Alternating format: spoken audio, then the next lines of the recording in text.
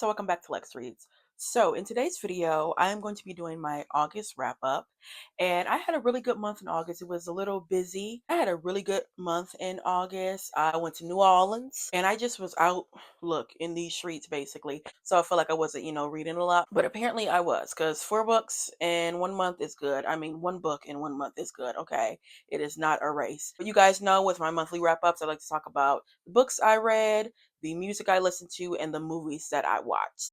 So before we get started, don't forget to like, comment, and subscribe. If you guys have watched some of my previous videos lately, last month in July, I got a little obsession, lot of an obsession, with Beverly Jenkins. And she is a historical romance author.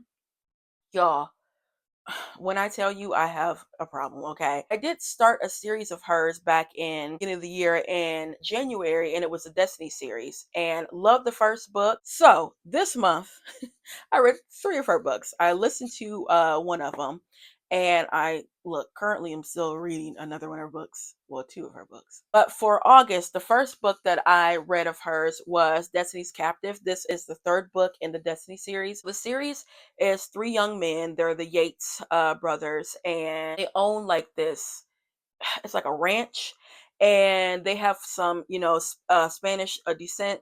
And for this one, Noah like sails on the sea, and he actually gets his boat stolen by a pirate, Pilar, and I think she pulls like a knife on him and everything. And he comes back home, and his family's like, "Where is your, boat?" And he like, "Oh, a woman pirate stole it." And they laughing like, "You let a woman steal your boat? Like, what is you talking about?" So he's on search of trying to find the woman, trying to find his boat, mainly the woman. And of course, since it is a romance, things blossom. I really did like their banter. I really like Noah. Also, there's a serious bit in Beverly Jenkins' writings, where I love his backstory. He was having some issues. I don't want to give it away. And when you learn, oh, okay, why he's sometimes distant a little bit, you learn the reason why he's like that. And it was really, really good. Her stories are so gripping. Her stories are captivating. You want to know what's going to happen. It's not boring at all. And because of her, now I have learned to appreciate mass market paperbacks. And now I am really obsessed with these covers, y'all. Next, I read Always and Forever. Look at this cover. And I think with this one, I listened to it and read it at the same time.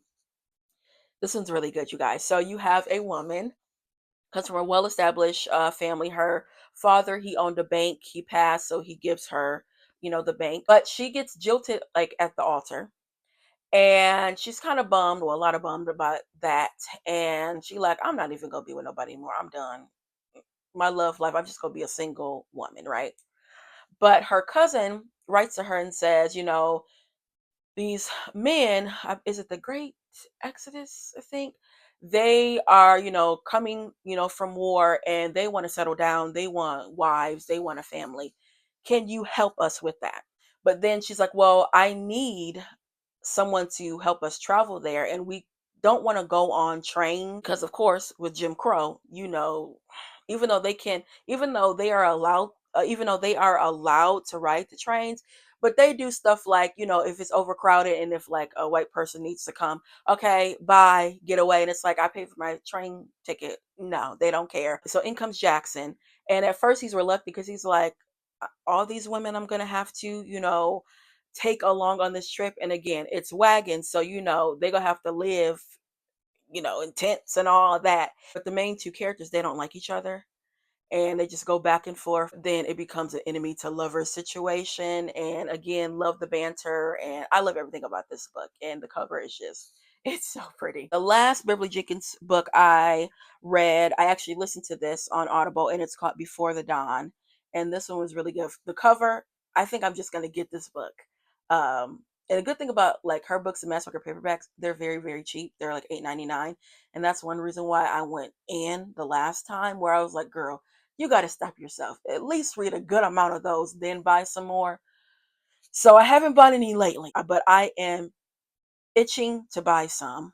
And I think I have an excuse because September is my birthday month, so I'm probably gonna go ham on some Beverly Jenkins books, so be aware. I really enjoyed this one, you guys. So you have a young woman, her mother's basically like lover is dying. He's a white man, and she agrees to marry him. And he's like a father figure to her. He's helped raise her and everything, right?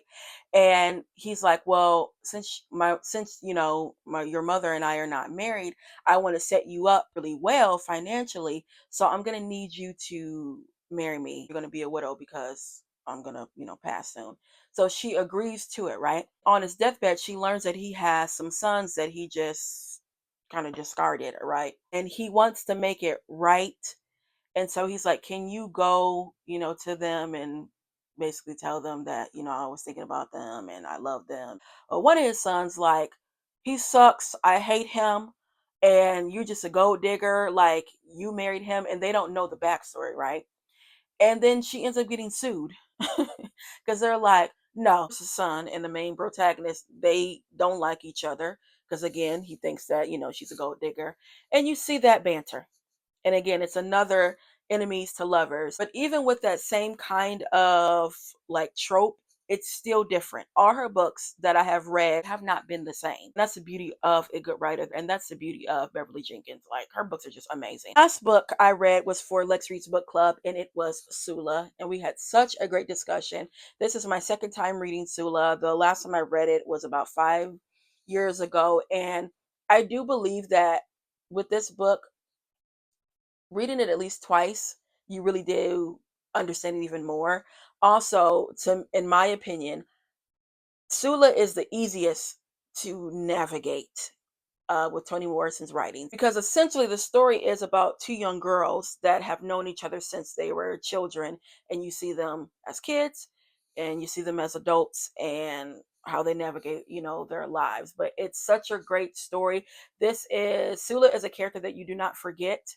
It's like once you read it, you not go forget. Okay, so that is it for the books. Next, let's go to the movies. So I only watched one movie on the month of August, and I watched, this is very random, y'all, but I watched The Greatest Showman, and it's starring Hugh Jackman and Michelle Williams. Look, the white Michelle Williams. And you know what? I it was okay. Here's the thing. I'm not a fan of musicals. The only musical I love and will stand by is Phantom of the Opera. Like, I can listen to that music all day. But the reason why I don't like musicals is I feel like I can't hear them talk, but it's like, girl, it's a musical, so of course they're going to sing. But it's the part, when musicals where they have like the talking scenes and then music in the background come up, and I said, "Oh Lord, they about to sing," and that's a good 2 minutes, and then they'll go back to talking, and then I'm like, "Okay." Then they go back to a song, and I'm like, "Oh." So just that, but I'm like, "Girl, it again. It's a musical. They're supposed to do that." But it was okay. I would, recommend it. It's a one and done. I don't need to see it again. I was trying to watch something different. A lot of times with me, I'm a creature of habit, and if I don't know what to watch, I'll just watch the same things over and over again.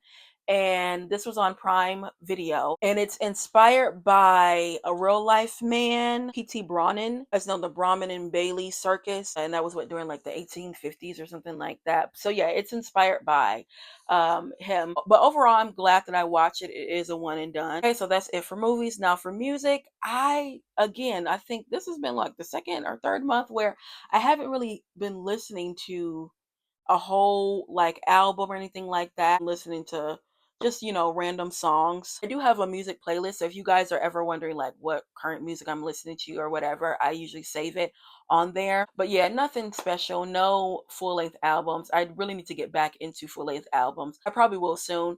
Again, it's summertime, so out in these streets, I won't listen to no albums. But yeah, guys, that is it when it comes to my monthly wrap up of August. Again, had a really good month. I'm so excited for next month because, again, it's my birthday month. Yeah, guys, that's all I have for you, and I'll be back with more Black books. Bye.